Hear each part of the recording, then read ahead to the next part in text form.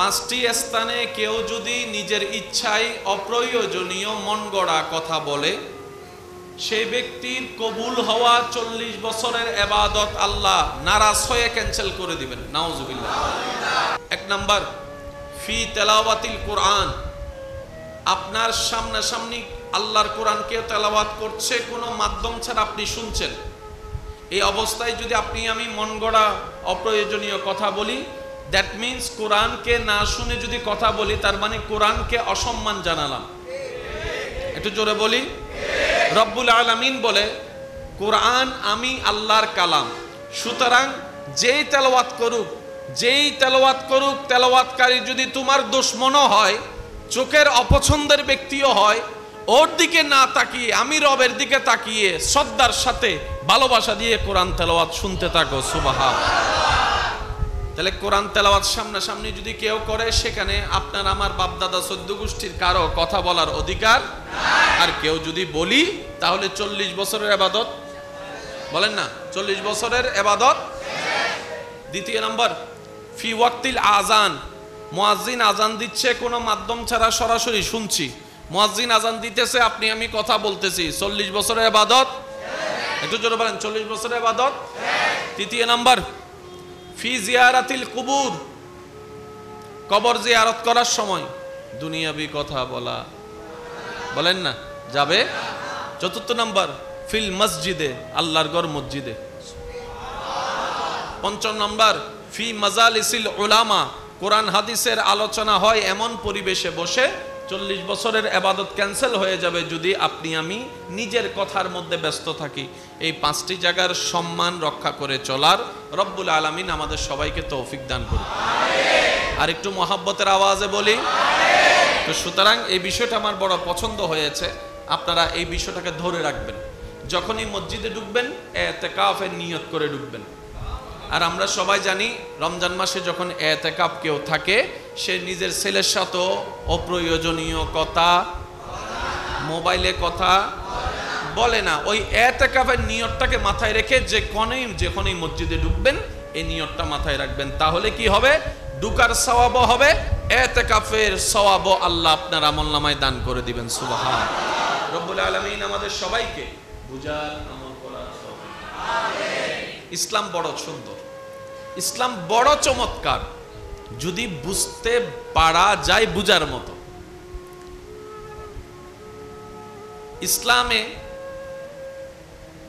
সম্পদের বন্টন আছে না? এক বাবার এক ছেলে এক মেয়ে, ছেলে একটু বেশি পায়, মেয়ে একটু।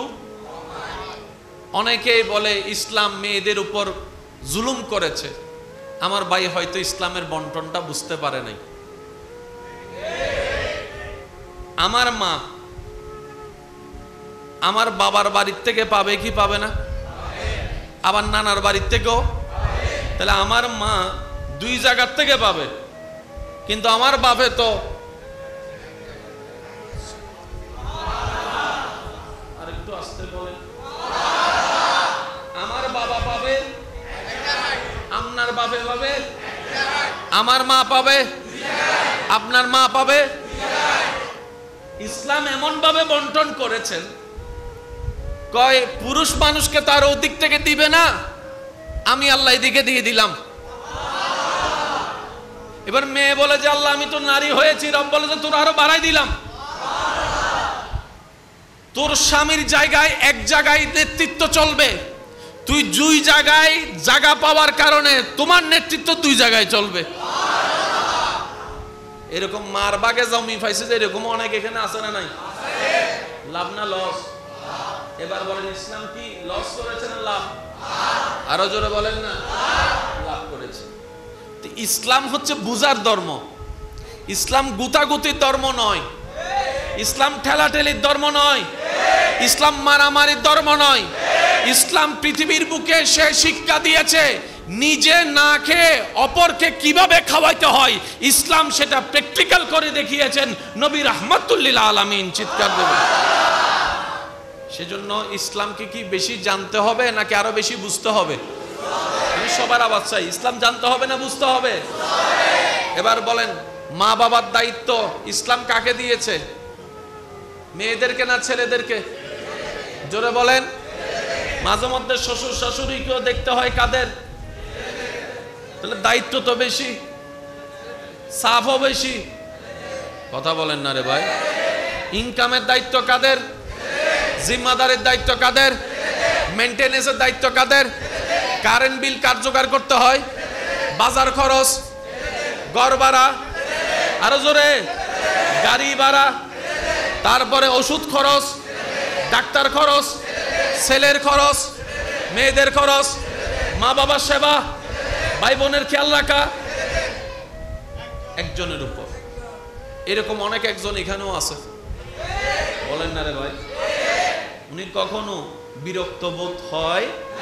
আল্লাহ ওনাকে সেই মেন্টালিটি দিয়ে তৈরি করে পাঠিয়ে বলেছেন, আর রিজালু কাওয়ামুনা আলান নিসা। আমি বানানেওয়ালা, সব বানানেওয়ালা। আমি জানি কার কতটুক দেওয়া দরকার, কাকে কতটুক দায়িত্ব দেওয়া দরকার। লা নুকাল্লিফুল্লাহু নাফসান ইল্লা উসআহা। আমি আল্লাহ আমার বান্দার উপর কষ্ট হয় এমন কোন দায়িত্ব কাউকে চাপাই দিই না, কাউকে চাপাই দিই না। আল্লাহ পাক বলে, আমি যদি মেয়েদের উপরে মা বাবার দায়িত্বটা দিতাম তাহলে সে মেয়ের উপর জবর হয়ে যেত। একদিকে শ্বশুর শাশুড়ির সেবা, আরেকদিকে মা বাবার সেবা, দুটোটা মেনটেইন হতো না। যার কারণে আমি আল্লাহ তাদেরকে হাসরের বিচার থেকে, এই প্রশ্ন থেকে বাঁচানোর জন্য দায়িত্ব মুক্ত করে পুরুষদেরকে রিজালু কাওয়ামুনা আলান নিসা করে আমি পুরুষের উপর দায়িত্ব দিয়েছি এবং তাদেরকে সেই উপার্জনের ক্ষমতাও দান করেছে। মেনটেইন কার? জোরে বলেন না, মেনটেইন কার? তাই বলে কি নারী জাতিকে ছোট করা হয়েছে? মনে রাখবেন, নারী জাতি যেমনই হোক, নারী জাতিতে নবী নাই, নারী জাতিতে রাসূল নাই, কিন্তু নারী জাতিতে ওলি আছে।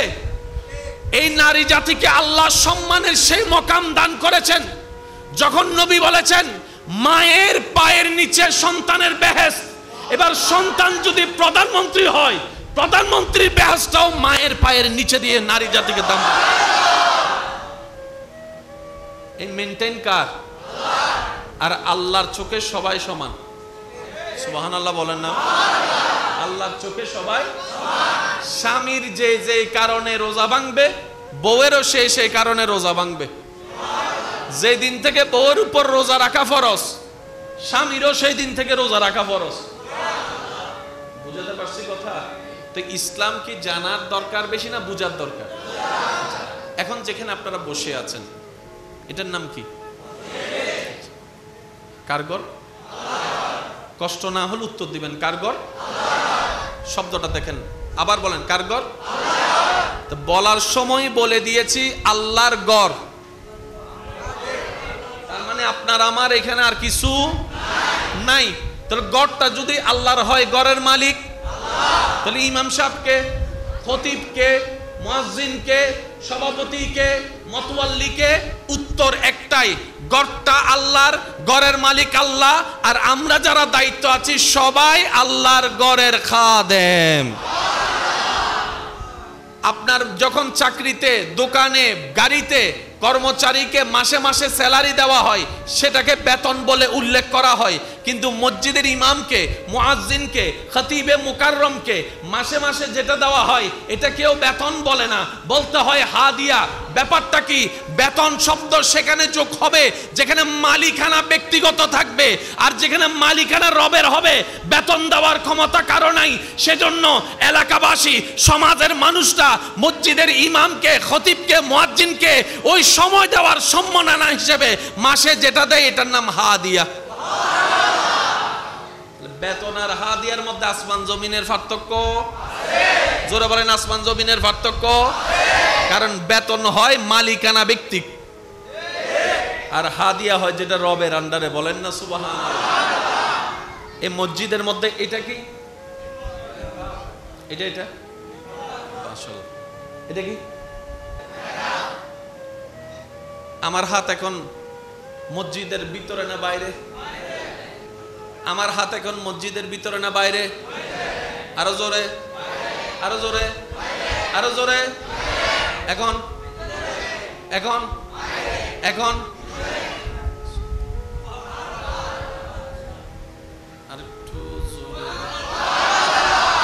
চেষ্টা করি। এখন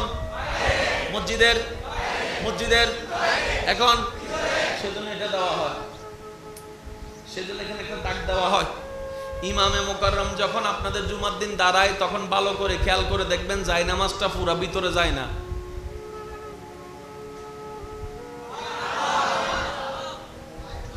একটু করে এদিকে থাকে।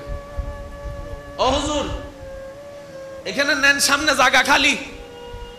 আমি যদি সামনে পুরাটা চলে যায় ইমাম মুক্তাদির কানেকশন শেষ হয়ে যাবে, ইমাম মুক্তাদির কানেকশন শেষ হয়ে যাবে, তখন আর আমি ইমাম থাকবো না, তোমরা মুক্তাদি থাকবে না।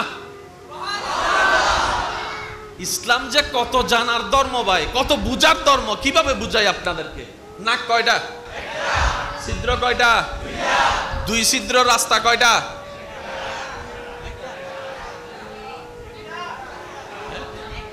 জোরে জোরে জোরে জোরে। নাক, ছিদ্র, রাস্তা।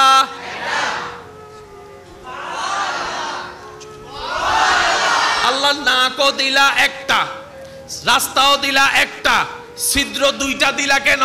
রব বলে যে আমি যেহেতু ছিদ্র দুইটা দিয়েছি বুঝে শুনে দিয়েছি। ও মাওলা কেন দিছো? কয় শীতকাল আসলে বুঝবি। আর একটু জোরে। নিঃশ্বাস নেওয়া ছাড়া বাঁচা যাবে? নিঃশ্বাস নিতে হয় কান দিয়ে না নাক দিয়ে?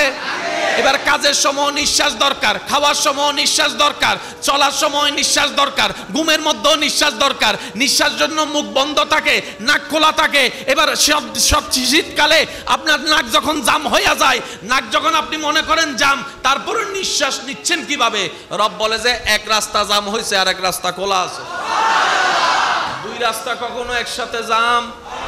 এবার আপনার আমার বিবেক অনুযায়ী যদি নাকও একটা, রাস্তাও একটা, ছিদ্রও যদি একটা দিত, সেই একটাই যদি জাম হইতো সারা রাত, বলেন না রে ভাই? পানি খাওয়ার সময় নিঃশ্বাস নেওয়া যায়? বুঝে বুঝে উত্তর দেন। পানি খাওয়ার সময় নিঃশ্বাস নেওয়া যায়? ভাত খাওয়ার সময় নিঃশ্বাস নেওয়া যায়? এই যে কখন নিঃশ্বাস নিবেন, কখন ডুব খেলবেন, কখন ডুব গিলে ভিতরে নিবেন, কখন আপনি পানি খেয়ে বিরতি দিবেন, এই যে একটা তারতম্য, ওয়াল্লাহে কোন বান্দার ব্রেন দ্বারা এটা কন্টিনিউ করা সম্ভবপর নয়। রব্বুল আলামিন বলে যতটুকু তোরা কন্টিনিউ করতে পারবি তোদের উপর কষ্ট হবে না। আমি আল্লাহ দায়িত্ব তোদেরকে দিলাম, জিনিসটা ডান থেকে বামে নিবি, তোর হাতের উপর শক্তি দিয়ে দায়িত্ব ছেড়ে দিয়েছি। কিন্তু নাক তুই কন্ট্রোল করতে পারবি না, নিঃশ্বাস তুই কন্ট্রোল করতে পারবি না, এগুলো আমি আল্লাহ নিজেই কুদরতের কন্ট্রোলে রেখে দিয়েছি। ব্রেন বললেই হাত, ব্রেন বললেই পা, ব্রেন বললেই মুখ, ব্রেন বললেই সবকিছু। কিন্তু ব্রেন, আপনি ব্রেন বলার কারণে কি চোখের ফলক পড়ে? চোখের ফলক তো অটোমেটিক।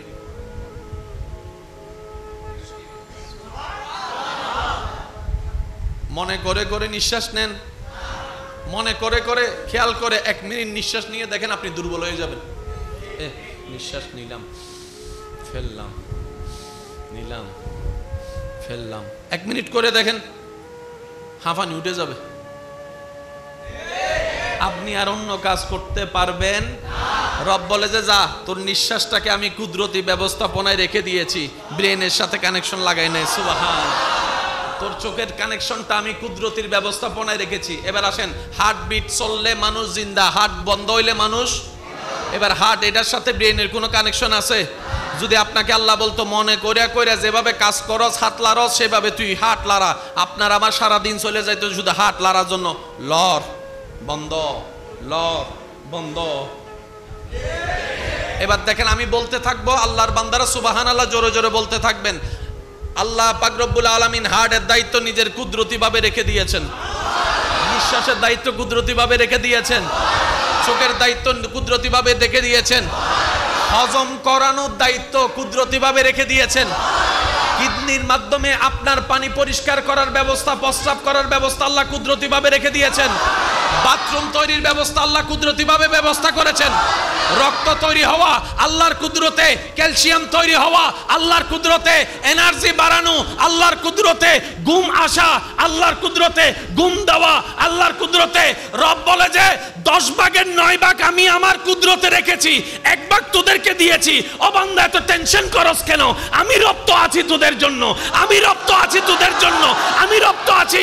বেসাহারা হয়ে তোদেরকে তো ফেলে দিই নাই। আর আমি রব তো রহমান, আমি রব তো রহিম, আমি তো গফফার, আমি তো সত্তার, আমি তো করিম, আমি তো রহিম, আমি তো রউফ, আমি তো কাদের, আমি মালিক আছি। তো তোরা টেনশন করার দরকার নাই। জীবনে চলতে থাক, নবী মুস্তাফার মহব্বত অন্তরে রাখ, আর আমি রবের উপর বর্ষা রাখ, বাকি কাজটা আমি দেখে দিব। এই কাজটাই আমরা করার মতো করতে জানি, যার কারণে টেনশনের ওষুধ থম পড়ে। শুনি নাই ঘুমের ওষুধ খাইয়া বলে ঘুম যাওয়া লাগে। এর চাইতে বড় ব্যর্থতা সত্যি করে বলেন, রাত্রে যখন শুইতে যান, শোয়ার সাথে সাথে কি ঘুম চলে আসে? ডাইন হাই বাম হাই সোজা, আর হিন্দি তো ফেসবুক শরীফুক আছে, মোবাইল মামা গো। এই যে সিফতে সিফতে রাখার পরে কখন কোন টাইমে ঘুমাই যান কারো কোনো খবর? সকালে ঘুম থেকে ওইটা দেখে খাই দেনা হওয়াল 9টা তো বাজে গিয়ে, এর ভিতর আর কোনো খবর আছে? এটা রব্বুল আলামিনের বড় দয়া। এখনো পর্যন্ত যারা ওষুধ খাওয়া ছাড়া ঘুমাইতে পারেন, আমি বলবো যে প্রত্যেকদিন রাত্রে ঘুমানোর আগে 10 বার আগে শুকরিয়া করেন। আজকে থেকে শুরু করেন, আল্লাহ শুকরিয়া তোমার দরবারে, আলহামদুলিল্লাহ আলহামদুলিল্লাহ আলহামদুলিল্লাহ। এখনো যে তুমি আমার ওষুধ ছাড়া ঘুম দিচ্ছ, দয়া করে ডাক্তারের কাছে যান, যে কোনো রোগ নিয়ে যান, ভর্তি হওয়ার সাথে সাথে ডাক্তার আগে ঘুমের স্যালাইন দেয়। খেয়াল করছেন? যে রোগ নিয়ে যাবে যান, কয় আগে ঘুমের স্যালাইন। ব্যাপার কি? মানুষের ঘুমের সাথে শরীরের সুস্থতার 90% হয়ে যায় ঘুমের ভিতরে। আচ্ছা, কষ্ট হচ্ছে মনে হয় আপনাদের? কোথাও যদি কোনো একটা কিছু হয় শরীরে, দেখবেন রাতের ঘুমটা হওয়ার পরে সকালে হয়তো আপনার ফোড়াটা বড় হয়ে যায়। এটাও দেখছেন না?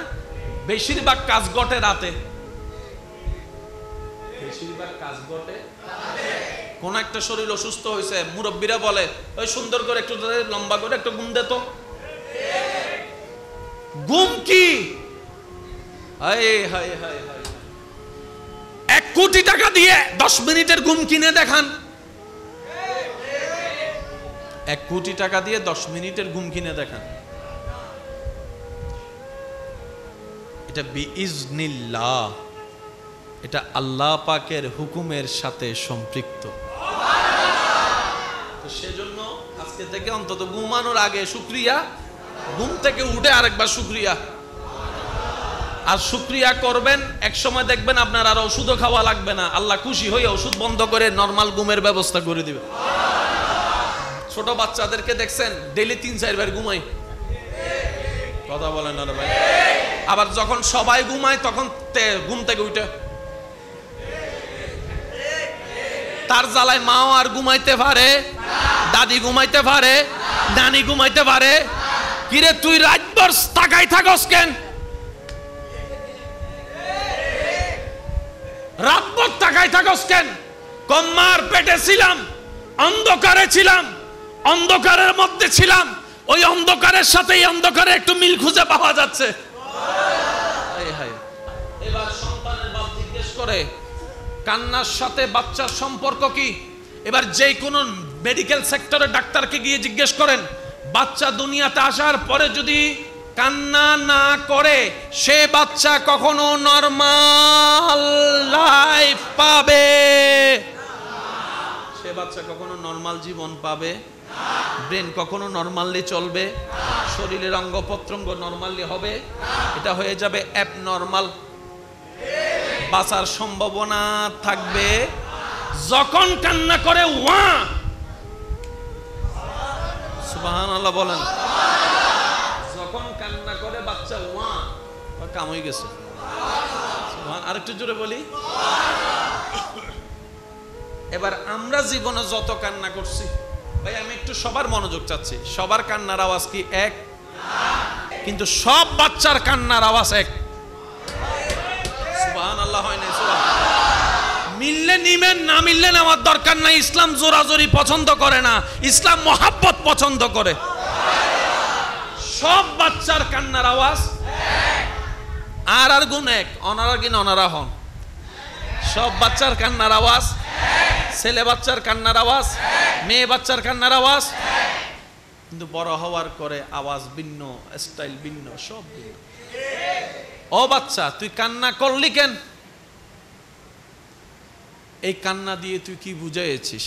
একটু খেয়াল করবেন, মানুষের মুখে যে কথা আপনি আমার শুনছেন, আমি আপনার কথা শুনছি, এটার পিছনে জিহ্বার অবদান আছে, আলা জিহ্বার অবদান আছে, আর শব্দটা ঠিক হওয়ার পিছনে দাঁতের অবদান আছে। দাঁত ছাড়া যদি হয়, আমার বুড়া দাদা যারা আছে কথা বলে অলো বাবা, কথা বলেন না রে ভাই? শব্দ উচ্চারণ বোঝা যায়, স্পষ্ট বোঝা যায়। তো মুরব্বী মানুষেরও দাঁত নাই, ছোট বাচ্চারও দাঁত। এবার বাচ্চা যখন কান্না করে, ভালো করে খেয়াল করবেন, বাচ্চার কান্নাটা ওয়া ওয়া শব্দটার মধ্যে গবেষণা করে দেখবেন, এই বাচ্চার দাঁত ছাড়া কান্নার ভিতরে যদি দাঁত লাগাই দেন, ওয়া শব্দটা হয়ে যাবে হুয়া। হুয়া মানি হু, হু মানি আল্লাহ। প্রত্যেকটা বাচ্চা দুনিয়াতে এসেই আগা আল্লাহ নামের অ্যালাউন্স ঘোষণা করে। তো ডাক্তার বলে যতক্ষণ ওয়া বলবি না, তোর কিছুই অ্যাক্টিভ হবে। যখনই বলবি আল্লাহ নাম, অ্যাক্টিভ হয়ে যাবে। অনেকেই মানতে চাইবে না। আপনার মানতে না চাওয়া আপনার বিবেকের বিষয়, কিন্তু বাস্তবতা কখনো পরিবর্তন হবে না। অনেক সময় আপনারা বিভিন্ন ভিডিওতে দেখছেন, ছোট বাচ্চা, একদম ছোট বাচ্চা কান্নার মধ্যে আল্লাহ আল্লাহ নাম শোনা যায়। এরকম আমি দেখছি, আপনারা দেখছেন কিনা আমি জানি না, আপনারা বলে এরকম অনেক অনেক ভিডিও আছে। বাচ্চার কান্নার ভিতরে আল্লাহ নামের শব্দ খুঁজে পাওয়া গিয়েছে।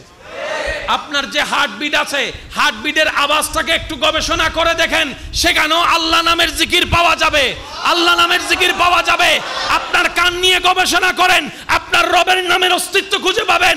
আপনার হাত নিয়ে গবেষণা করেন, আপনার রবের নামের অস্তিত্ব খুঁজে পাবেন। আপনার আঙ্গুল নিয়ে গবেষণা করেন, আলিফ লাম লাম হা, সেখানেও আপনি আল্লাহ নামের গবেষণা। সব জায়গায় আল্লাহ। সুবহানাল্লাহ, আর একটু জোরে। সব জায়গায় আছে না নাই? মানলেও আছে, সব জায়গা মানে যেখানে যেখানে আল্লাহর পরিচয় আল্লাহ দান করেছেন, সব জায়গায় আল্লাহ আছে।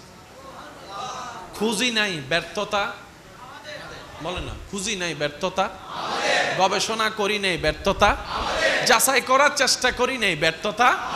আমাদের বাংলাদেশের মানুষের চুল লাল না কালা? একটু পশ্চিমের দিকে চলে যান, লাল লাল, একটু একটু লাল, লালের পরে জোরে বলেন। আফ্রিকার দিকে চলে যান, চুলগুলা সব কোকড়ানো। সেজন্য আমি আমার নতুন ইয়াং জেনারেশনের ভাইদের কাছে একটা শ্রদ্ধার সাথে অনুরোধ রাখবো, ইসলামকে সাচ্চাভাবে যদি জানতে মন চাই, ইসলামকে পড়ুন, বেশি বেশি পড়ুন, কিন্তু বুঝার জন্য আল্লাহ ওয়ালা কোনো ব্যক্তির সংস্পর্শে যান। এটাই কোরআনে আল্লাহর কথা, ওয়াকুনু মাআস সাদিকিন। রব বলে যে আমার বন্ধু খুঁজে, বন্ধুর সাথে বন্ধুত্ব কর, ইসলাম ওনাদের থেকে বুঝার চেষ্টা কর। প্রত্যেকটা মানুষের উপরে এই আদেশ আছে না নাই? থেকে মুক্তি দান করুন। সম্মানিত উপস্থিতি, আল্লাহর ঘর মসজিদে বসে আল্লাহর হাবিবের স্মরণে, সুবহানাল্লাহ, আল্লাহর বান্দাগণ একত্রিত হয়ে যে আয়োজনটুকু হয়েছে, রব্বুল আলামিনের রহমত আর বরকতের মাধ্যমে। অনুরোধ রাখবো সবার কাছে, প্রতিটি কথা রব্বুল আলামিন যতটুক আমি অধমকে বলার তৌফিক দান করবেন, এই সময় এই শব্দ, এই কথা মনের কান দিয়ে শোনার চেষ্টা করব ইনশাআল্লাহ। দ্বিতীয় নাম্বার, আমাকে আওয়াজ দিয়ে সহযোগিতা করতে হবে। যারা সহযোগিতা করতে রাজি আছি একবার বলি মারহাবা। আমি আন্তরিকতার সাথে, ভালোবাসার সাথে আমার হুজুরকে ধন্যবাদ জানাই। অনেক গোপন পরিচয় উনি প্রকাশ করে দিয়েছেন। যে আকাবিরদের নাম স্মরণ করা ছাড়া আমাদের শুকরিয়া আদায় সম্ভবপর নয়।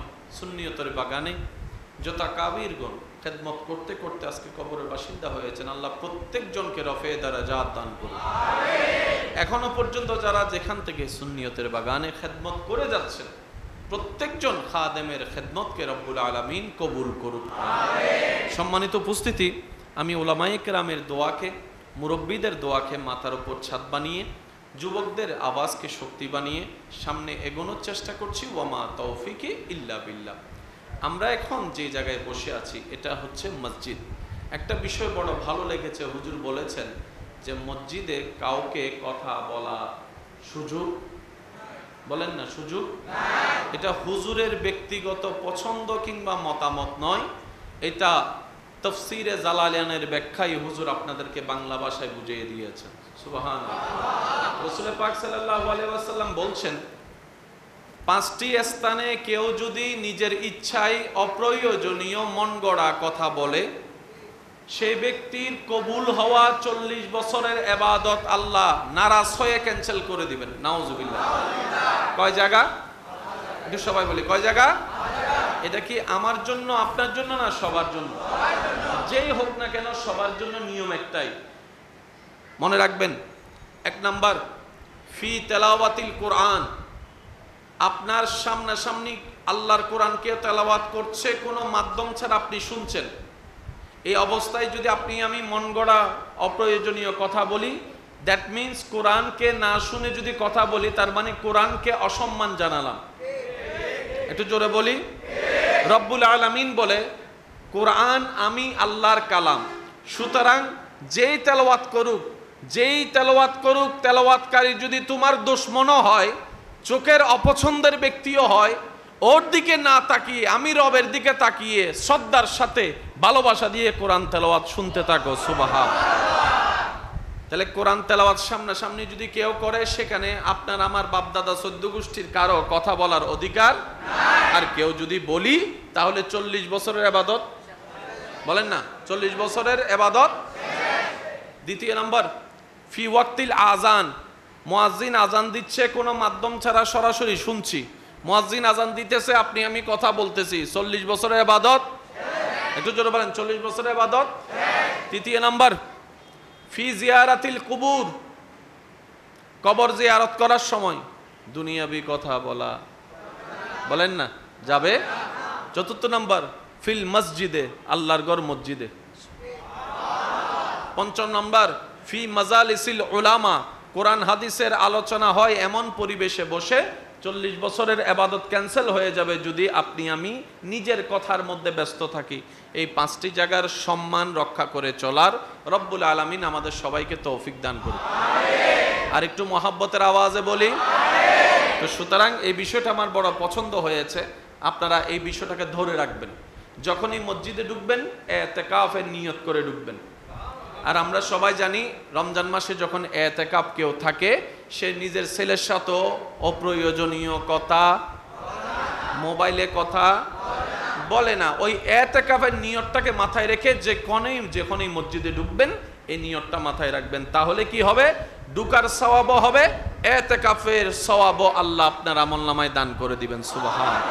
রব্বুল আলামিন আমাদের সবাইকে বুঝার, আমল করার তৌফিক আমিন। ইসলাম বড় সুন্দর, ইসলাম বড় চমৎকার, যদি বুঝতে পারা যায় বুঝার মতো।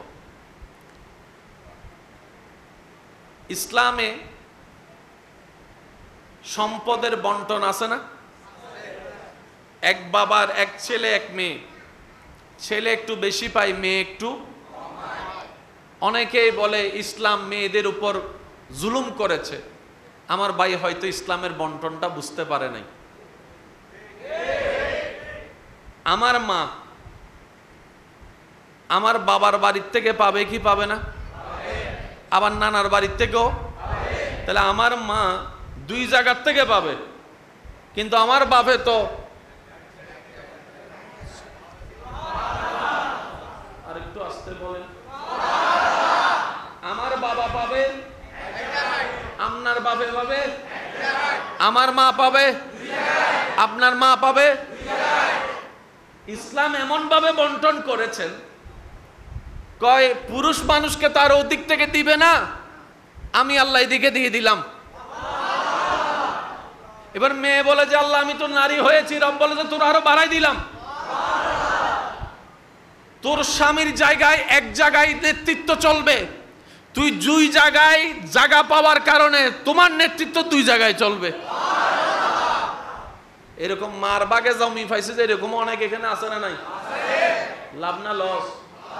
এবার বলেন ইসলাম কি লস করেছে না লাভ? আরো জোরে বলেন না, লাভ করেছে। ইসলাম হচ্ছে বুঝার ধর্ম, ইসলাম গুতাগুতির ধর্ম নয়, ইসলাম ঠেলাঠেলির ধর্ম নয়, ইসলাম মারামারির ধর্ম নয়। ইসলাম পৃথিবীর বুকে সে শিক্ষা দিয়েছে নিজে না খেয়ে অপরকে কিভাবে খাওয়াইতে হয়, ইসলাম সেটা প্র্যাকটিক্যাল করে দেখিয়েছেন নবী রাহমাতুল লিল আলামিন। চিৎকার দেবেন। সেজন্য ইসলামকে কি বেশি জানতে হবে নাকি আরো বেশি বুঝতে হবে? আমি সবার আওয়াজ চাই, ইসলাম জানতে হবে না বুঝতে হবে? এবার বলেন মা বাবার দায়িত্ব ইসলাম কাকে দিয়েছে? মেয়েদেরকে না ছেলেদেরকে? জোরে বলেন। মাঝে মধ্যে শ্বশুর শাশুড়িকেও দেখতে হয় কাদের? তাহলে দায়িত্ব তো বেশি, সাফও বেশি। কথা বলেন না রে ভাই। ইনকামের দায়িত্ব কাদের? জিম্মাদারের দায়িত্ব কাদের? মেইনটেনেন্সের দায়িত্ব কাদের? কারেন্ট বিল কার জোগাড় করতে হয়? বাজার খরচ, ঘর ভাড়া, আরো জোরে গাড়ি ভাড়া, তারপরে ওষুধ খরচ, ডাক্তার খরচ, ছেলের খরচ, মেয়েদের খরচ, মা বাবার সেবা, ভাই বোনের খেয়াল রাখা একজনের উপর। এরকম অনেক একজন এখানেও আছে, বলেন না রে ভাই? উনি কখনো বিরক্ত বোধ হয়? আল্লাহ ওনাকে সেই মেন্টালিটি দিয়ে তৈরি করে পাঠিয়ে বলেছেন আর রিজালু কাওয়ামুনা আলান নিসা। আমি বানানেওয়ালা, সব বানানেওয়ালা, আমি জানি কার কতটুক দেওয়া দরকার, কাকে কতটুক দায়িত্ব দেওয়া দরকার। লা নুকাল্লিফুল্লাহু নাফসান ইল্লা উসআহা। আমি আল্লাহ আমার বান্দার উপর কষ্ট হয় এমন কোন দায়িত্ব কাউকে চাপাই দিই না, কাউকে চাপাই দিই না। আল্লাহ পাক বলে আমি যদি মেয়েদের উপরে মা বাবার দায়িত্বটা দিতাম তাহলে সে মেয়ের উপর জবর হয়ে যেত। একদিকে শ্বশুর শাশুড়ির সেবা, আরেকদিকে মা বাবার সেবা, দুটোটা মেনটেইন হতো না। যার কারণে আমি আল্লাহ তাদেরকে হাসরের বিচার থেকে, এই প্রশ্ন থেকে বাঁচানোর জন্য দায়িত্ব মুক্ত করে পুরুষদেরকে রিজালু কাওয়ামুনা আলান নিসা করে আমি পুরুষের উপর দায়িত্ব দিয়েছি এবং তাদেরকে সেই উপার্জনের ক্ষমতাও দান করেছে। মেনটেইন কার? জোরে বলেন না, মেনটেইন কার? তাই বলে কি নারী জাতিকে ছোট করা হয়েছে? মনে রাখবেন নারী জাতি যেমনই হোক, নারী জাতিতে নবী নাই, নারী জাতিতে রাসূল নাই, কিন্তু নারী জাতিতে ওলি আছে। এই নারী জাতিকে আল্লাহ সম্মানের সেই মকাম দান করেছেন যখন নবী বলেছেন মায়ের পায়ের নিচে সন্তানের বেহেশত। এবার সন্তান যদি প্রধানমন্ত্রী হয়, প্রধানমন্ত্রীর বেহেশতটাও মায়ের পায়ের নিচে দিয়ে নারী জাতিকে দান। এই মেনটেইন কার? আর আল্লাহর চোখে সবাই সমান। সুবহানাল্লাহ বলেন না? আল্লাহর চোখে সবাই। স্বামীর যে যে কারণে রোজা ভাঙবে, বউয়েরও সেই কারণে রোজা ভাঙবে। যে দিন থেকে বউয়ের উপর রোজা রাখা ফরজ, স্বামীরও সেই দিন থেকে রোজা রাখা ফরজ। বুঝাতে পারছি কথা? তো ইসলাম কি জানার দরকার বেশি না বুঝার দরকার? এখন যেখানে আপনারা বসে আছেন এটার নাম কি? কারগর? কষ্ট না হলে উত্তর দিবেন কারগর। শব্দটা দেখেন, আবার বলেন কারগর। তো বলার সময় বলে দিয়েছি আল্লাহর গড়, তার মানে আপনার আমার এখানে আর কিছু নাই। তাহলে গড়টা যদি আল্লাহর হয়, গড়ের মালিক তাহলে ইমাম সাহেবকে, খতিবকে, মুয়াজ্জিনকে, সভাপতিকে, মতওয়াল্লিকে উত্তর একটাই, গড়টা আল্লাহর, গড়ের মালিক আল্লাহ, আর আমরা যারা দায়িত্ব আছি সবাই আল্লাহর গড়ের খাদেম।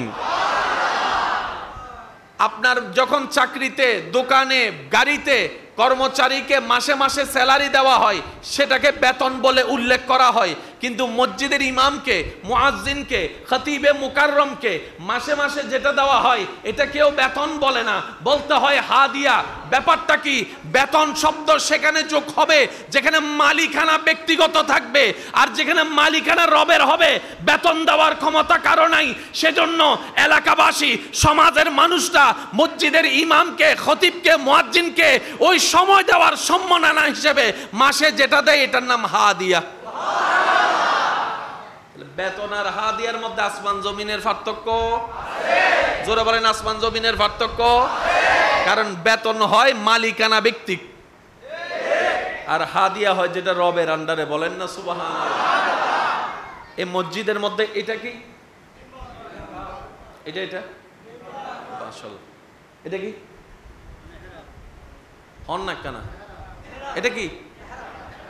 ভুল হইলে ভুল হই বলন না, আরো জোরে। আমার হাত এখন মসজিদের ভিতরে না বাইরে? হজ্জে লাগি জন মারামারি বাজিয়ে যে দিবে। আমার হাত এখন মসজিদের ভিতরে না বাইরে? আরো জোরে, আরো জোরে, আরো জোরে। এখন এখন এখন আর একটু জোরে, একটু বোঝার চেষ্টা করি। এখন মসজিদের, মসজিদের এখন। সেজন্য এটা দেওয়া হয়, সেজন্য এখানে একটা দাগ দেওয়া হয়। ইমামে মুকাররম যখন আপনাদের জুমার দিন দাঁড়ায় তখন ভালো করে খেয়াল করে দেখবেন জায়নামাজটা পুরা ভিতরে যায় না,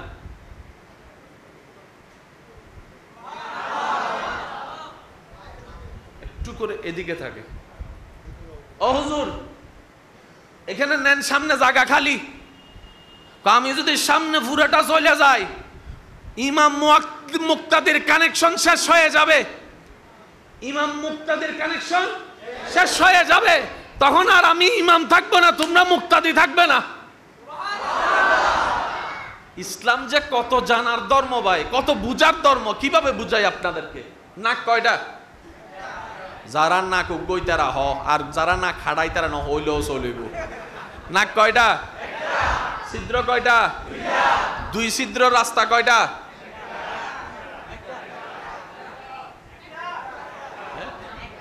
জোরে জোরে জোরে জোরে। নাক, ছিদ্র, রাস্তা।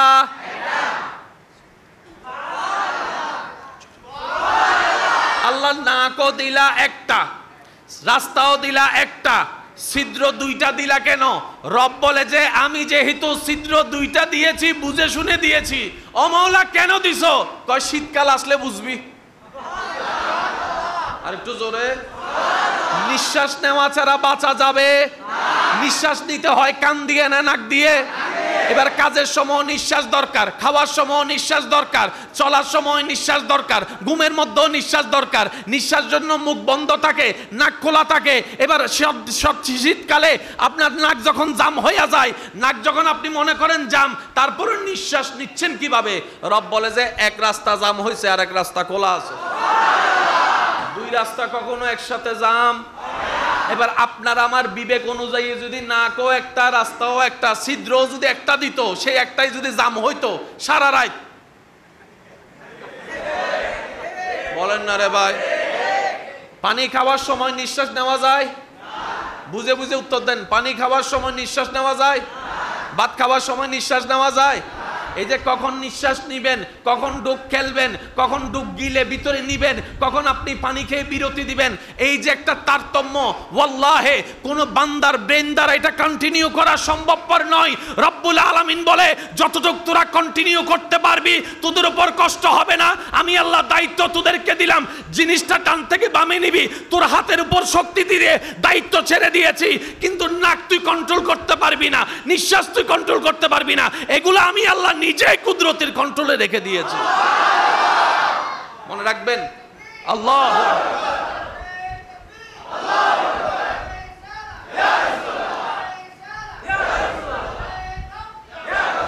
উচ্চ আওয়াজ একবার বলেন সুবহানাল্লাহ। মানবের কাজ করার জন্য হাতের দরকার। আগে লড়ে নাকি ব্রেন আগে বলে?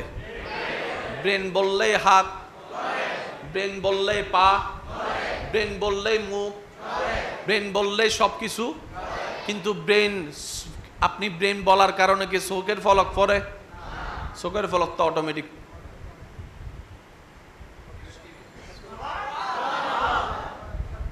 মনে করে করে নিঃশ্বাস নেন, মনে করে করে খেয়াল করে 1 মিনিট নিঃশ্বাস নিয়ে দেখেন আপনি দুর্বল হয়ে যাবেন। নিঃশ্বাস নিলাম, ফেললাম, নিলাম, ফেললাম, 1 মিনিট করে দেখেন হাঁফানি উঠে যাবে। আপনি আর অন্য কাজ করতে পারবেন? রব বলে যে যা, তোর নিঃশ্বাসটাকে আমি কুদরতি ব্যবস্থাপনায় রেখে দিয়েছি, ব্রেনের সাথে কানেকশন লাগাই নাই। সুবহান। তোর চোখের কানেকশনটা আমি কুদরতির ব্যবস্থাপনায় রেখেছি। এবার আসেন, হার্টবিট চললে মানুষ জিন্দা, হার্ট বন্ধ হইলে মানুষ। এবার হার্ট, এটার সাথে ব্রেনের কোনো কানেকশন আছে? যদি আপনাকে আল্লাহ বলতো মনে করিয়া করিয়া যেভাবে কাজ করস, হাত লাড়স, সেভাবে তুই হাত লাড়া, আপনার আমার সারাদিন চলে যাইতো শুধু হাত লাড়ার জন্য। লড়, বন্ধ, লড়, বন্ধ। এবার দেখেন আমি বলতে থাকবো, আল্লাহর বান্দারা সুবহানাল্লাহ জোরে জোরে বলতে থাকবেন। আল্লাহ পাক রব্বুল আলামিন হার্টের দায়িত্ব নিজের কুদরতি ভাবে রেখে দিয়েছেন, নিঃশ্বাসের দায়িত্ব কুদরতি ভাবে রেখে দিয়েছেন, চোখের দায়িত্ব কুদরতি ভাবে রেখে দিয়েছেন, হজম করানোর দায়িত্ব কুদরতি ভাবে রেখে দিয়েছেন, কিডনির মাধ্যমে আপনার পানি পরিষ্কার করার ব্যবস্থা, প্রস্রাব করার ব্যবস্থা আল্লাহ কুদরতি ভাবে রেখে দিয়েছেন, বাথরুম তৈরির ব্যবস্থা আল্লাহ কুদরতি ভাবে ব্যবস্থা করেছেন, রক্ত তৈরি হওয়া আল্লাহর কুদরতে, ক্যালসিয়াম তৈরি হওয়া আল্লাহর কুদরতে, এনার্জি বাড়ানো আল্লাহর কুদরতে, ঘুম আসা আল্লাহর কুদরতে, ঘুম দেওয়া আল্লাহর কুদরতে। রব বলে যে 10 ভাগের 9 ভাগ আমি আমার কুদরতে রেখেছি, 1 ভাগ তোদেরকে দিয়েছি। ও বান্দা এত টেনশন করস কেন? আমি রব তো আছি তোদের জন্য, আমি রব তো আছি তোদের জন্য, আমি রব তো আছি, বেসাহারা হয়ে তোদেরকে তো ফেলে দিই নাই। আর আমি রব তো রহমান, আমি রব তো রহিম, আমি তো গফফার, আমি তো সত্তার, আমি তো করিম, আমি তো রহিম, আমি তো রউফ, আমি তো কাদের, আমি মালিক আছি। তো তোরা টেনশন করার দরকার নাই, জীবনে চলতে থাক, নবী মুস্তাফার মহব্বত অন্তরে রাখ, আর আমি রবের উপর বর্ষা রাখ, বাকি কাজটা আমি দেখে দিব। এই কাজটাই আমরা করার মতো করতে জানি, যার কারণে টেনশনের ওষুধ থম পড়ে। শুনি নাই ঘুমের ওষুধ খাইয়া বলে ঘুম যাওয়া লাগে। এর চাইতে বড় ব্যর্থতা, সত্যি করে বলেন, রাত্রে যখন শুইতে যান, শোয়ার সাথে সাথে কি ঘুম চলে আসে? ডাইন হাত, বাম হাত, সোজা, আর হিন্দি তো ফেসবুক শরীফ আছে, মোবাইল মামা অজ্ঞ। এই যে সিফতে সিফতে রাখার পরে কখন কোন টাইমে ঘুমাই যান কারো কোনো খবর? সকালে ঘুম থেকে উঠে দেখে খাই দেনা হওয়াল 9টা তো বাজে গিয়ে, এর ভিতর আর কোনো খবর আছে? এটা রব্বুল আলামিনের বড় দয়া। এখনো পর্যন্ত যারা ওষুধ খাওয়া ছাড়া ঘুমাইতে পারেন, আমি বলবো যে প্রত্যেকদিন রাত্রে ঘুমানোর আগে 10 বার আগে শুকরিয়া করেন। আজকে থেকে শুরু করেন, আল্লাহ শুকরিয়া তোমার দরবারে, আলহামদুলিল্লাহ, আলহামদুলিল্লাহ, আলহামদুলিল্লাহ, এখনো যে তুমি আমার ওষুধ ছাড়া ঘুম দিচ্ছ, দয়া করে। ডাক্তারের কাছে যান, যে কোনো রোগ নিয়ে যান, ভর্তি হওয়ার সাথে সাথে ডাক্তার আগে ঘুমের স্যালাইন দেয়। খেয়াল করছেন? যে রোগ নিয়ে যাবে যান, কয় আগে ঘুমের স্যালাইন। ব্যাপার কি? মানুষের ঘুমের সাথে শরীরের সুস্থতার 90% হয়ে যায় ঘুমের ভিতরে। আচ্ছা, কষ্ট হচ্ছে মনে হয় আপনাদের? কোথাও যদি কোনো একটা কিছু হয় শরীরে, দেখবেন রাতের ঘুমটা হওয়ার পরে সকালে হয়তো আপনার ফোড়াটা বড় হয়ে যায়। এটাও দেখছেন না? বেশিরভাগ কাজ ঘটে রাতে, বেশিরভাগ কাজ ঘটে। কোন একটা শরীর অসুস্থ হয়েছে, মুরব্বীরা বলে ওই সুন্দর করে একটু লম্বা করে একটু ঘুম দে তো। ঘুম কি? 1 কোটি টাকা দিয়ে 10 মিনিটের ঘুম কিনে দেখান। 1 কোটি টাকা দিয়ে 10 মিনিটের ঘুম কিনে দেখান। এটা বিইজনিল্লাহ, এটা আল্লাহ পাকের হুকুমের সাথে সম্পৃক্ত। তো সেজন্য আজকে থেকে অন্তত ঘুমানোর আগে শুকরিয়া, ঘুম থেকে উঠে আরেকবার শুকরিয়া। আর শুকরিয়া করবেন, এক সময় দেখবেন আপনার আর ওষুধও খাওয়া লাগবে না, আল্লাহ খুশি হয়ে ওষুধ বন্ধ করে নরমাল ঘুমের ব্যবস্থা করে দিবে। ছোট বাচ্চাদেরকে দেখছেন ডেইলি 3-4 বার ঘুমায়, কথা বলেন না রে ভাই। আবার যখন সবাই ঘুমায় তখন ঘুম থেকে উঠে তার জ্বালায় মাও আর ঘুমাইতে পারে, দাদি ঘুমাইতে পারে, নানি ঘুমাইতে পারে। কিরে তুই রাতভর তাকাই থাকস কেন? রাতভর তাকাই থাকস কেন? কম্মার পেটে ছিলাম, অন্ধকারে ছিলাম, অন্ধকারের মধ্যে ছিলাম, ওই অন্ধকারের সাথে এই অন্ধকারে একটু মিল খুঁজে পাওয়া যাচ্ছে। ছোট বাচ্চা দুনিয়াতে আসার পরে কি করে? আর যদি কোনো বাচ্চা না কান্দে ডাক্তাররা কি করে?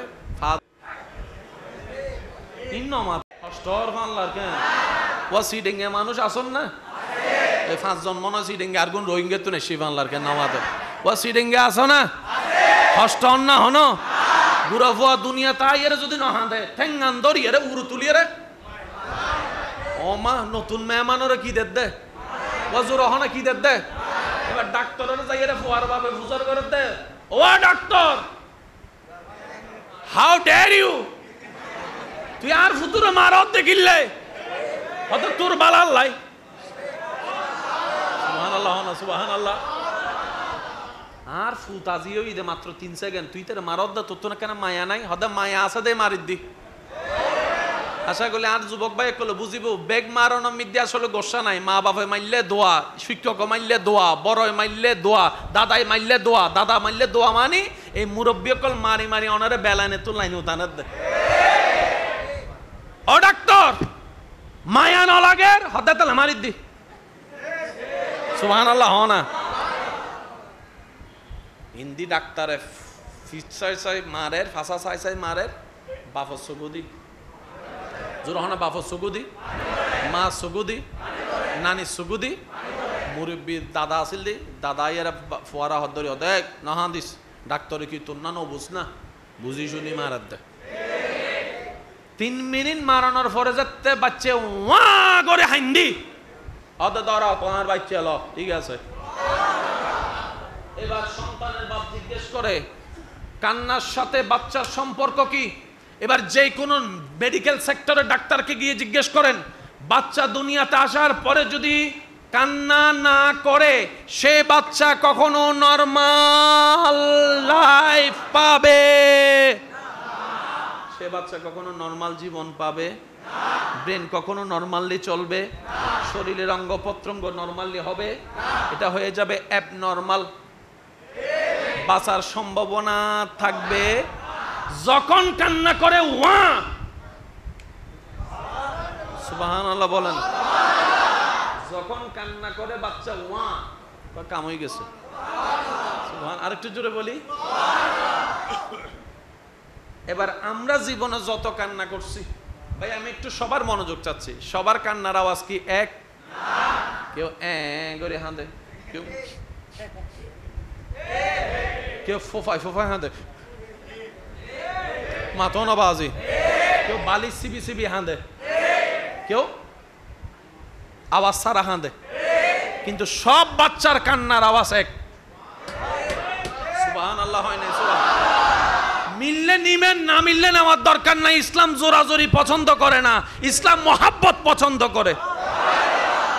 সব বাচ্চার কান্নার আওয়াজ আর আর গুণ এক, অনারা কিন অনারা হন। সব বাচ্চার কান্নার আওয়াজ, ছেলে বাচ্চার কান্নার আওয়াজ, মেয়ে বাচ্চার কান্নার আওয়াজ, কিন্তু বড় হওয়ার করে আওয়াজ ভিন্ন, স্টাইল ভিন্ন, সব ভিন্ন। ও বাচ্চা তুই কান্না করলি কেন? এই কান্না দিয়ে তুই কি বুঝাইছিস? একটু খেয়াল করবেন। মানুষের মুখে যে কথা আপনি আমার শুনছেন, আমি আপনার কথা শুনছি, এটার পিছনে জিহ্বারও অবদান আছে, আলা জিহ্বারও অবদান আছে, আর শব্দটা ঠিক হওয়ার পিছনে দাঁতের অবদান আছে। দাঁত ছাড়া যদি হয়, আমার বুড়া দাদা যারা আছে কথা বলে অল বাবা, কথা বলেন না রে ভাই। শব্দ উচ্চারণ বোঝা যায়, স্পষ্ট বোঝা যায়, তো মুরব্বী মানুষেরও দাঁত নাই, ছোট বাচ্চারও দাঁত। এবার বাচ্চা যখন কান্না করে ভালো করে খেয়াল করবেন, বাচ্চার কান্নাটা ওয়া ওয়া শব্দটার মধ্যে গবেষণা করে দেখবেন, এই বাচ্চার দাঁত ছাড়া কান্নার ভিতরে যদি দাঁত লাগাই দেন, ওয়া শব্দটা হয়ে যাবে হুয়া। হুয়া মানি হু, হু মানি আল্লাহ। প্রত্যেকটা বাচ্চা দুনিয়াতে এসেই আগা আল্লাহ নামের অ্যালাউন্স ঘোষণা করে। তো ডাক্তার বলে যতক্ষণ ওয়া বলবি না তোর কিছুই অ্যাক্টিভ হবে, যখনই বলবি আল্লাহ নাম অ্যাক্টিভ হয়ে যাবে। অনেকেই মানতে চাইবে না, আপনার মানতে না চাওয়া আপনার বিবেকের বিষয়, কিন্তু বাস্তবতা কখনো পরিবর্তন হবে না। অনেক সময় আপনারা বিভিন্ন ভিডিওতে দেখছেন ছোট বাচ্চা, একদম ছোট বাচ্চা কান্নার মধ্যে আল্লাহ আল্লাহ নাম শোনা যায়। এরকম আমি দেখছি, আপনারা দেখছেন কিনা আমি জানি, আপনাদের আপনারা বলে এরকম অনেক অনেক ভিডিও আছে। বাচ্চার কান্নার ভিতরে আল্লাহ নামের শব্দ খুঁজে পাওয়া গিয়েছে। আপনার যে হার্টবিট আছে, হার্টবিটের আওয়াজটাকে একটু গবেষণা করে দেখেন, সেখানেও আল্লাহ নামের জিকির পাওয়া যাবে, আল্লাহ নামের জিকির পাওয়া যাবে। আপনার কান নিয়ে গবেষণা করেন, আপনার রবের নামের অস্তিত্ব খুঁজে পাবেন। আপনার হাত নিয়ে গবেষণা করেন, আপনার রবের নামের অস্তিত্ব খুঁজে পাবেন। আপনার আঙ্গুল নিয়ে গবেষণা করে দেন, আলিফ লাম লাম হা, সেখানেও আপনি আল্লাহ নামের গবেষণা। সব জায়গায় আল্লাহ। সুবহানাল্লাহ, আর একটু জোরে। সব জায়গায় আছে না নাই? মানলেও আছে, সব জায়গা মানে যেখানে যেখানে আল্লাহর পরিচয় আল্লাহ দান করেছেন সব জায়গায় আল্লাহ আছে।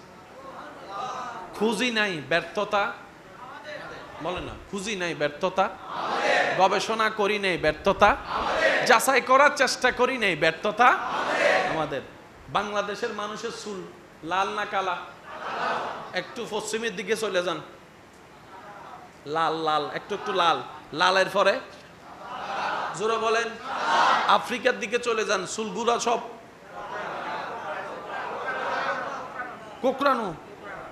আর সিরিঙ্গে বাসা জীবের জট লাগিয়ে হয় বেরি মাতো না বাজু, আর তুন জীবের জট লাগিয়ে বিতার স্টাইল।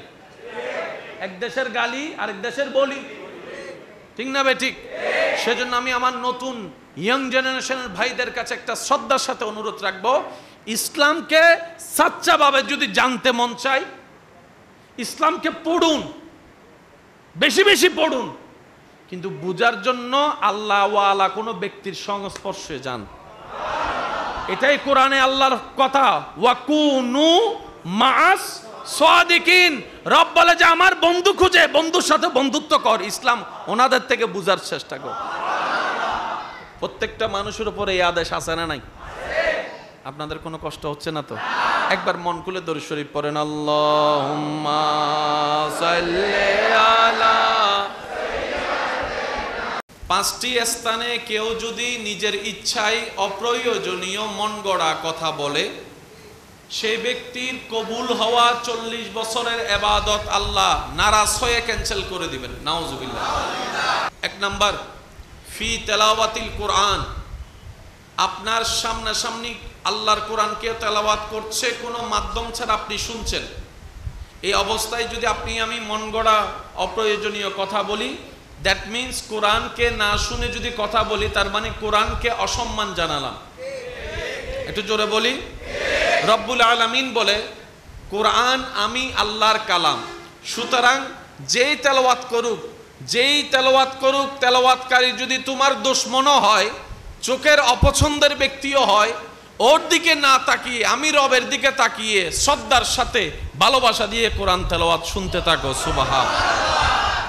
তাহলে কোরআন তেলাওয়াত সামনাসামনি যদি কেউ করে, সেখানে আপনার আমার বাপদাদা 14 গোষ্ঠীর কারো কথা বলার অধিকার নাই। আর কেউ যদি বলি, তাহলে 40 বছরের ইবাদত, বলেন না 40 বছরের ইবাদত। দ্বিতীয় নাম্বার, ফি ওয়াক্তিল আজান। মুয়াজ্জিন আজান দিচ্ছে, কোনো মাধ্যম ছাড়া সরাসরি শুনছি। মুয়াজ্জিন আজান দিতেছে, আপনি আমি কথা বলতেছি, 40 বছরের ইবাদত। একটু জোরে বলেন, 40 বছরের ইবাদত। তৃতীয় নাম্বার, ফি জিয়ারাতিল কুবুর। কবর জিয়ারত করার সময় দুনিয়াবি কথা বলা, বলেন না যাবে। চতুর্থ নাম্বার, ফিল মসজিদে, আল্লাহর ঘর মসজিদে। ৫ নম্বর ফি মাজালিসিল উলামা, কোরআন হাদিসের আলোচনা হয় এমন পরিবেশে বসে 40 বছরের ইবাদত ক্যান্সেল হয়ে যাবে যদি আপনি আমি নিজের কথার মধ্যে ব্যস্ত থাকি। এই 5টি জায়গার সম্মান রক্ষা করে চলার রব্বুল আলামিন আমাদের সবাইকে তৌফিক দান করুন। আর একটু মহাব্বতের আওয়াজে বলি। তো সুতরাং এই বিষয়টা আমার বড় পছন্দ হয়েছে, আপনারা এই বিষয়টাকে ধরে রাখবেন। যখনই মসজিদে ঢুকবেন ইতিকাফের নিয়ত করে ঢুকবেন। আর আমরা সবাই জানি রমজান মাসে যখন ইতিকাফ কেউ থাকে সে নিজের ছেলের সাথে অপ্রয়োজনীয় কথা, মোবাইলে কথা বলে না। ওই ইতিকাফের নিয়তটাকে মাথায় রেখে যখনই মসজিদে ঢুকবেন এই নিয়তটা মাথায় রাখবেন, তাহলে কি হবে? ঢুকার সওয়াবও হবে, ইতিকাফের সওয়াবও আল্লাহ আপনার আমলনামায় দান করে দিবেন। সুবহান। রব্বুল আলামিন আমাদের সবাইকে বুঝার আমল করার তৌফিক আমিন। ইসলাম বড় সুন্দর, ইসলাম বড় চমৎকার, যদি বুঝতে পারা যায় বুঝার মতো। ইসলামে সম্পদের বন্টন আছে না? এক বাবার এক ছেলে এক মেয়ে, ছেলে একটু বেশি পায়, মেয়ে একটু। অনেকেই বলে ইসলাম মেয়েদের উপর জুলুম করেছে। আমার ভাই হয়তো ইসলামের বন্টনটা বুঝতে পারে নাই। আমার মা আমার বাবার বাড়ির থেকে পাবে কি পাবে না? আবার নানার বাড়ির থেকেও। তাহলে আমার মা 2 জায়গার থেকে পাবে, কিন্তু আমার বাপে তো আরেকটু আসতে বলেন।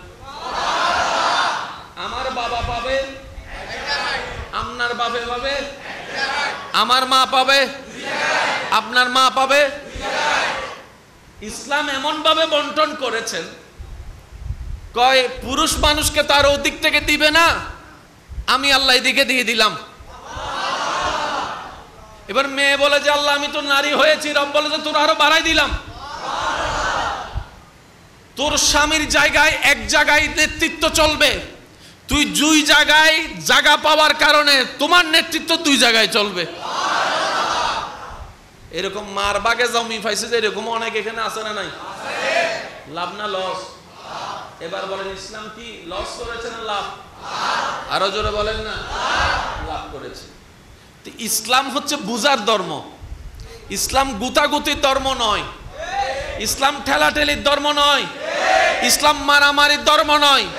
ইসলাম পৃথিবীর বুকে সে শিক্ষা দিয়েছে নিজে না খেয়ে অপরকে কিভাবে খাওয়াইতে হয়, ইসলাম সেটা প্র্যাকটিক্যাল করে দেখিয়েছেন নবী রাহমাতুল লিল আলামিন। চিৎকার দেবেন। সেজন্য ইসলামকে কি বেশি জানতে হবে নাকি আরো বেশি বুঝতে হবে? আমি সবার আওয়াজ চাই, ইসলাম জানতে হবে না বুঝতে হবে? এবার বলেন মা বাবার দায়িত্ব ইসলাম কাকে দিয়েছে? মেয়েদেরকে না ছেলেদেরকে? জোরে বলেন। মাঝে মধ্যে শ্বশুর শাশুড়িকেও দেখতে হয় কাদের? তাহলে দায়িত্ব তো বেশি, সাফও বেশি। কথা বলেন না রে ভাই। ইনকামের দায়িত্ব কাদের? জিম্মাদারের দায়িত্ব কাদের? মেইনটেনেন্সের দায়িত্ব কাদের? কারেন্ট বিল কার জোগাড় করতে হয়? বাজার খরচ, ঘর ভাড়া, আরো জোরে গাড়ি ভাড়া, তারপরে ওষুধ খরচ, ডাক্তার খরচ, ছেলের খরচ, মেয়েদের খরচ, মা বাবার সেবা, ভাই বোনের খেয়াল রাখা একজনের উপর। এরকম অনেক একজন এখানেও আছে, বলেন না রে ভাই। উনি কখনো বিরক্ত বোধ হয় আল্লাহ ওনাকে সেই মেন্টালিটি দিয়ে তৈরি করে পাঠিয়ে বলেছেন আর রিজালু কাওয়ামুনা আলান নিসা। আমি বানানেওয়ালা, সব বানানেওয়ালা, আমি জানি কার কতটুক দেওয়া দরকার, কাকে কতটুক দায়িত্ব দেওয়া দরকার। লা নুকাল্লিফুল্লাহু নাফসান ইল্লা উসআহা। আমি আল্লাহ আমার বান্দার উপর কষ্ট হয় এমন কোন দায়িত্ব কাউকে চাপাই দিই না, কাউকে চাপাই দিই না। আল্লাহ পাক বলে আমি যদি মেয়েদের উপরে মা বাবার দায়িত্বটা দিতাম তাহলে সে মেয়ের উপর জবর হয়ে যেত। একদিকে শ্বশুর শাশুড়ির সেবা, আরেকদিকে মা বাবার সেবা, দুটোটা মেনটেইন হতো না।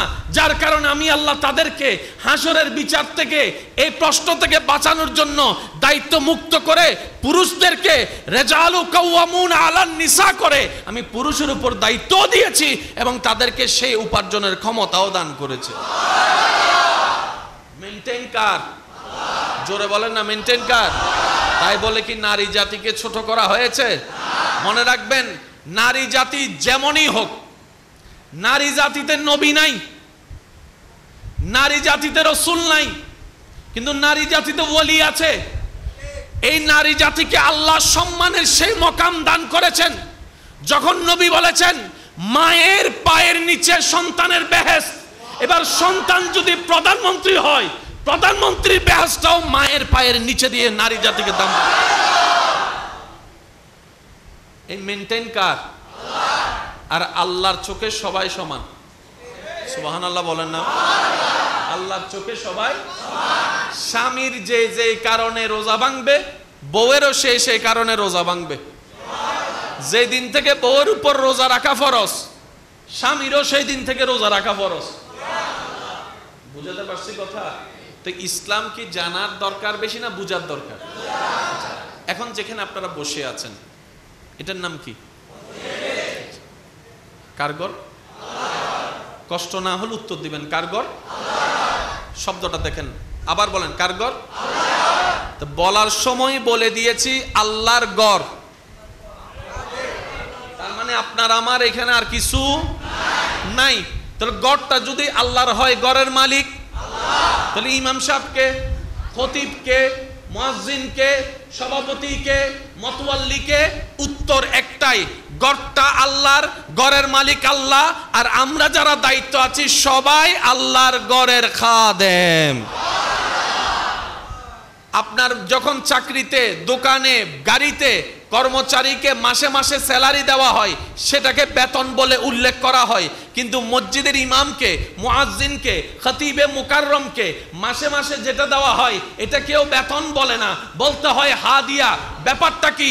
বেতন শব্দ সেখানে যোগ হবে যেখানে মালিকানা ব্যক্তিগত থাকবে, আর যেখানে মালিকানা রবের হবে বেতন দেওয়ার ক্ষমতা কারো নাই। সেজন্য এলাকাবাসী, সমাজের মানুষরা মসজিদের ইমামকে, খতিবকে, মুয়াজ্জিনকে ওই সময় দেওয়ার সম্মাননা হিসেবে মাসে যেটা দেয় এটার নাম হাদিয়া। বেতন আর হাদিয়ার মধ্যে আসমান জমিনের পার্থক্য আছে। জোরে বলেন, আসমান জমিনের পার্থক্য। কারণ বেতন হয় মালিকানা ব্যক্তিক, আর হাদিয়া হয় যেটা রবের আন্ডারে। বলেন না সুবহানাল্লাহ। এই মসজিদের মধ্যে এটা কি? এটা আসল এটা কি? আমার হাত এখন মসজিদের ভিতরে না বাইরে? আমার হাত এখন মসজিদের ভিতরে না বাইরে? আরো জোরে, আরো জোরে, আরো জোরে। এখন এখন এখন আর একটু জোরে, একটু বোঝার চেষ্টা করি। এখন মসজিদের, মসজিদের এখন, সেজন্য এটা দেওয়া হয়, সেজন্য এখানে একটা দাগ দেওয়া হয়। ইমামে মুকাররম যখন আপনাদের জুমার দিন দাঁড়ায় তখন ভালো করে খেয়াল করে দেখবেন জায়নামাজটা পুরা ভিতরে যায় না,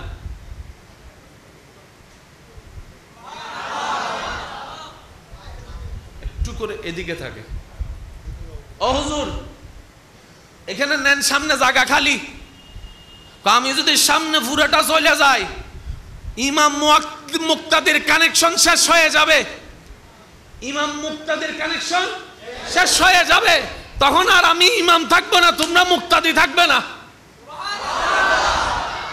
ইসলাম যে কত জানার ধর্ম ভাই, কত বুঝার ধর্ম। কিভাবে বুঝাই আপনাদেরকে? নাক কয়টা? ছিদ্র কয়টা? দুই ছিদ্র রাস্তা কয়টা?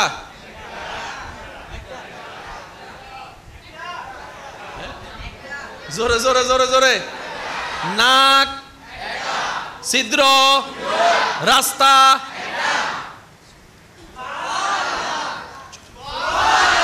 আল্লাহ নাকও দিলা একটা, রাস্তাও দিলা একটা, ছিদ্র দুইটা দিলা কেন? রব বলে যে আমি যেহেতু ছিদ্র দুইটা দিয়েছি বুঝে শুনে দিয়েছি। ও মাওলা কেন দিছো? কয় শীতকাল আসলে বুঝবি। আর একটু জোরে। নিঃশ্বাস নেওয়া ছাড়া বাঁচা যাবে? নিঃশ্বাস নিতে হয় কান দিয়ে না নাক দিয়ে? এবার কাজের সময় নিঃশ্বাস দরকার, খাওয়ার সময় নিঃশ্বাস দরকার, চলার সময় নিঃশ্বাস দরকার, ঘুমের মধ্যেও নিঃশ্বাস দরকার। নিঃশ্বাস জন্য মুখ বন্ধ থাকে, নাক খোলা থাকে। এবার সব শীতকালে আপনার নাক যখন জাম হয়ে যায়, নাক যখন আপনি মনে করেন জাম, তারপরে নিঃশ্বাস নিচ্ছেন কিভাবে? রব বলে যে এক রাস্তা জাম হয়েছে আর এক রাস্তা খোলা আছে। দুই রাস্তা কখনো একসাথে জাম। এবার আপনার আমার বিবেক অনুযায়ী যদি নাকও একটা রাস্তাও একটা ছিদ্রও যদি একটা দিত, সেই একটাই যদি জাম হইতো সারা রাত, বলেন না রে ভাই? পানি খাওয়ার সময় নিঃশ্বাস নেওয়া যায়? বুঝে বুঝে উত্তর দেন। পানি খাওয়ার সময় নিঃশ্বাস নেওয়া যায়? ভাত খাওয়ার সময় নিঃশ্বাস নেওয়া যায়? এই যে কখন নিঃশ্বাস নিবেন, কখন ডুব খেলবেন, কখন ডুব গিলে ভিতরে নিবেন, কখন আপনি পানি খেয়ে বিরতি দিবেন, এই যে একটা তারতম্য, ওয়াল্লাহে কোন বান্দার ব্রেন দ্বারা এটা কন্টিনিউ করা সম্ভবপর নয়। রব্বুল আলামিন বলে যতটুকু তোরা কন্টিনিউ করতে পারবি তোদের উপর কষ্ট হবে না। আমি আল্লাহ দায়িত্ব তোদেরকে দিলাম, জিনিসটা ডান থেকে বামে নিবি, তোর হাতের উপর শক্তি দিয়ে দায়িত্ব ছেড়ে দিয়েছি। কিন্তু নাক তুই কন্ট্রোল করতে পারবি না, নিঃশ্বাস তুই কন্ট্রোল করতে পারবি না, এগুলো আমি আল্লাহ নিজে কুদরতের কন্ট্রোলে রেখে দিয়েছি। ব্রেন বললেই হাত, ব্রেন বললেই পা, ব্রেন বললেই মুখ, ব্রেন বললেই সবকিছু। কিন্তু ব্রেন, আপনি ব্রেন বলার কারণে কি চোখের ফলক পড়ে? চোখের ফলক তো অটোমেটিক।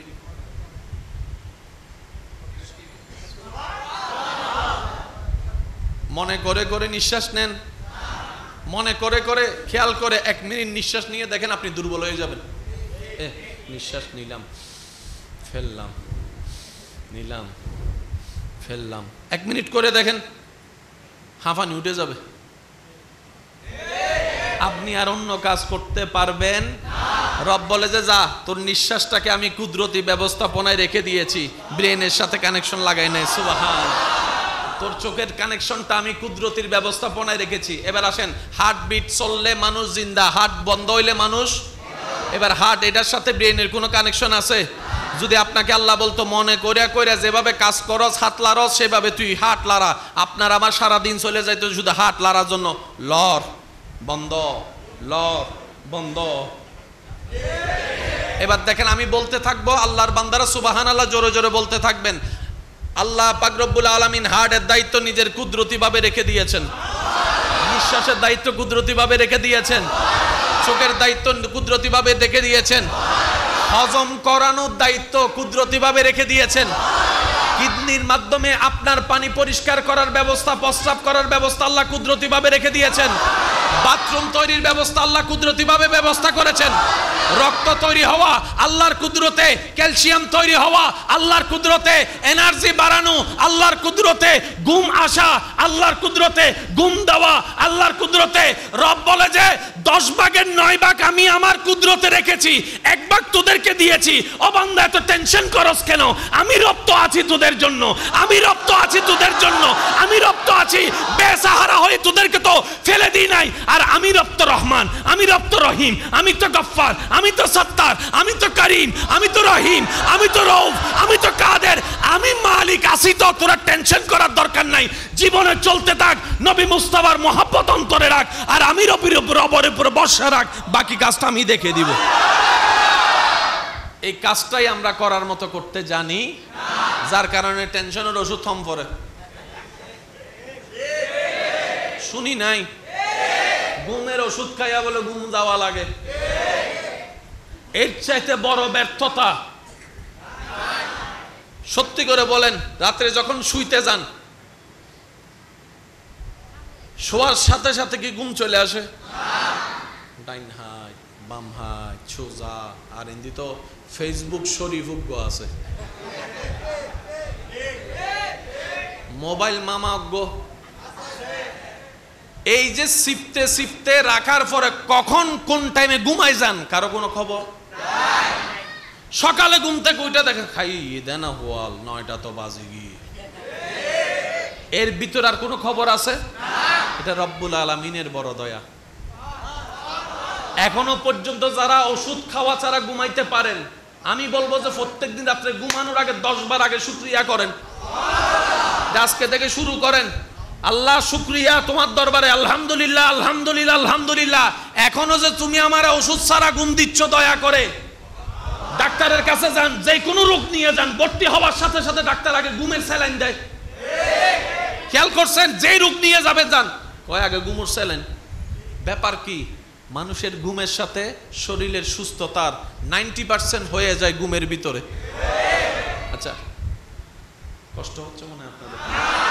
কোথাও যদি কোনো একটা কিছু হয় শরীরে, দেখবেন রাতের ঘুমটা হওয়ার পরে সকালে হয়তো আপনার ফোড়াটা বড় হয়ে যায়। এটাও দেখছেন না? বেশিরভাগ কাজ ঘটে রাতে, বেশিরভাগ কাজ ঘটে। কোন একটা শরীর অসুস্থ হয়েছে, মুরব্বীরা বলে ওই সুন্দর করে একটু লম্বা করে একটু ঘুম দে তো। ঘুম কি? 1 কোটি টাকা দিয়ে 10 মিনিটের ঘুম কিনে দেখান। 1 কোটি টাকা দিয়ে 10 মিনিটের ঘুম কিনে দেখান। এটা বিইজনিল্লাহ, এটা আল্লাহ পাকের হুকুমের সাথে সম্পৃক্ত। তো সেজন্য আজকে থেকে অন্তত ঘুমানোর আগে শুকরিয়া, ঘুম থেকে উঠে আরেকবার শুকরিয়া। আর শুকরিয়া করবেন, এক সময় দেখবেন আপনার আর ওষুধও খাওয়া লাগবে না। আল্লাহ খুশি হয়ে ওষুধ বন্ধ করে নরমাল ঘুমের ব্যবস্থা করে দিবে। ছোট বাচ্চাদেরকে দেখছেন ডেইলি 3-4 বার ঘুমায়, কথা বলেন না ভাই? আবার যখন সবাই ঘুমায় তখন ঘুম থেকে উঠে তার জ্বালায় মাও আর ঘুমাইতে পারে, দাদি ঘুমাইতে পারে, নানি ঘুমাইতে পারে। কিরে তুই রাতভর তাকাই থাকস কেন? রাতভর তাকাই থাকস কেন? কম্মার পেটে ছিলাম, অন্ধকারে ছিলাম, অন্ধকারের মধ্যে ছিলাম, ওই অন্ধকারের সাথে এই অন্ধকারে একটু মিল খুঁজে পাওয়া যাচ্ছে। এবার সন্তানের বাপ জিজ্ঞেস করে কান্নার সাথে বাচ্চার সম্পর্ক কি? এবার যে কোনো মেডিকেল সেক্টরে ডাক্তারকে গিয়ে জিজ্ঞেস করেন, বাচ্চা দুনিয়াতে আসার পরে যদি কান্না না করে সে বাচ্চা কখনো নরমাল লাইফ পাবে? সে বাচ্চা কখনো নরমাল জীবন পাবে? ব্রেন কখনো নরমালি চলবে? শরীরের অঙ্গ প্রত্যঙ্গ নরমালি হবে? এটা হয়ে যাবে অ্যাবনরমাল। বাঁচার সম্ভাবনা থাকবে যখন কান্না করে ওয়া। সুবহানাল্লাহ বলেন। যখন কান্না করে বাচ্চা ওয়া, কাম হয়ে গেছে। সুবহান, আরেকটু জোরে বলি। এবার আমরা জীবনে যত কান্না করছি, ভাই আমি একটু সবার মনোযোগ চাচ্ছি, সবার কান্নার আওয়াজ কি এক? কিন্তু সব বাচ্চার কান্নার আওয়াজ এক। সুবহানাল্লাহ হয় না? মিললে নিবেন, না মিললে আমার দরকার নাই। ইসলাম জোরাজোরি পছন্দ করে না, ইসলাম মহাব্বত পছন্দ করে। সব বাচ্চার কান্নার আওয়াজ আর আর গুণ এক, অনারা কিন অনারা হন। সব বাচ্চার কান্নার আওয়াজ, ছেলে বাচ্চার কান্নার আওয়াজ, মেয়ে বাচ্চার কান্নার আওয়াজ, কিন্তু বড় হওয়ার করে আওয়াজ ভিন্ন, স্টাইল ভিন্ন, সব ভিন্ন। ও বাচ্চা তুই কান্না করলি কেন? এই কান্না দিয়ে তুই কি বুঝাইছিস? একটু খেয়াল করবেন, মানুষের মুখে যে কথা আপনি আমার শুনছেন, আমি আপনার কথা শুনছি, এটার পিছনে জিহ্বার অবদান আছে, আলা জিহ্বার অবদান আছে, আর শব্দটা ঠিক হওয়ার পিছনে দাঁতের অবদান আছে। দাঁত ছাড়া যদি হয়, আমার বুড়া দাদা যারা আছে কথা বলে অল বাবা, কথা বলেন না রে ভাই? শব্দ উচ্চারণ বোঝা যায়, স্পষ্ট বোঝা যায়। তো মুরব্বী মানুষেরও দাঁত নাই, ছোট বাচ্চারও দাঁত। এবার বাচ্চা যখন কান্না করে, ভালো করে খেয়াল করবেন, বাচ্চার কান্নাটা ওয়া ওয়া শব্দটার মধ্যে গবেষণা করে দেখবেন, এই বাচ্চার দাঁত ছাড়া কান্নার ভিতরে যদি দাঁত লাগাই দেন, ওয়া শব্দটা হয়ে যাবে হুয়া। হুয়া মানি হু, হু মানি আল্লাহ। প্রত্যেকটা বাচ্চা দুনিয়াতে এসেই আগা আল্লাহ নামের অ্যালাউন্স ঘোষণা করে। তো ডাক্তার বলে যতক্ষণ ওয়া বলবি না তোর কিছু অ্যাক্টিভ হবে, যখনই বলবি আল্লাহ নাম অ্যাক্টিভ হয়ে যাবে। অনেকেই মানতে চাইবে না, আপনার মানতে না চাওয়া আপনার বিবেকের বিষয়, কিন্তু বাস্তবতা কখনো পরিবর্তন হবে না। অনেক সময় আপনারা বিভিন্ন ভিডিওতে দেখছেন ছোট বাচ্চা, একদম ছোট বাচ্চা কান্নার মধ্যে আল্লাহ আল্লাহ নাম শোনা যায়, এরকম আমি দেখছি, আপনারা দেখছেন কিনা আমি জানি না, আপনারা বলেন। এরকম অনেক অনেক ভিডিও আছে, বাচ্চার কান্নার ভিতরে আল্লাহ নামের শব্দ খুঁজে পাওয়া গিয়েছে। আপনার যে হার্টবিট আছে, হার্টবিটের আওয়াজটাকে একটু গবেষণা করে দেখেন, সেখানেও আল্লাহ নামের জিকির পাওয়া যাবে, আল্লাহ নামের জিকির পাওয়া যাবে। আপনার কান নিয়ে গবেষণা করেন, আপনার রবের নামের অস্তিত্ব খুঁজে পাবেন। আপনার হাত নিয়ে গবেষণা করেন, আপনার রবের নামের অস্তিত্ব খুঁজে পাবেন। আপনার আঙ্গুল নিয়ে গবেষণা করে দেন, আলিফ লাম লাম হা, সেখানেও আপনি আল্লাহ নামের গবেষণা। সব জায়গায় আল্লাহ। সুবহানাল্লাহ, আর একটু জোরে। সব জায়গায় আছে না নাই? মানলেও আছে, সব জায়গা মানে যেখানে যেখানে আল্লাহর পরিচয় আল্লাহ দান করেছেন, সব জায়গায় আল্লাহ আছে। খুঁজি নাই ব্যর্থতা, বলে না, খুঁজি নাই ব্যর্থতা, গবেষণা করি নাই ব্যর্থতা, যাচাই করার চেষ্টা করি নাই ব্যর্থতা আমাদের। বাংলাদেশের মানুষের চুল লাল না কালা? একটু পশ্চিমের দিকে চলে যান, লাল লাল, একটু একটু লাল, লালের পরে জোরে বলেন। আফ্রিকার দিকে চলে যান, চুলগুলা সব কোকড়ানো। সেজন্য আমি আমার নতুন ইয়াং জেনারেশনের ভাইদের কাছে একটা শ্রদ্ধার সাথে অনুরোধ রাখবো, ইসলামকে সাচ্চাভাবে যদি জানতে মন চাই, ইসলামকে পড়ুন, বেশি বেশি পড়ুন, কিন্তু বুঝার জন্য আল্লাহ ওয়ালা কোনো ব্যক্তির সংস্পর্শে যান। এটাই কোরআনে আল্লাহর কথা, ওয়াকুনু মাআস সাদিকিন। রব বলে যে আমার বন্ধু খুঁজে, বন্ধুর সাথে বন্ধুত্ব কর, ইসলাম ওনাদের থেকে বুঝার চেষ্টা কর। প্রত্যেকটা মানুষের উপরে এই আদেশ আছে না নাই?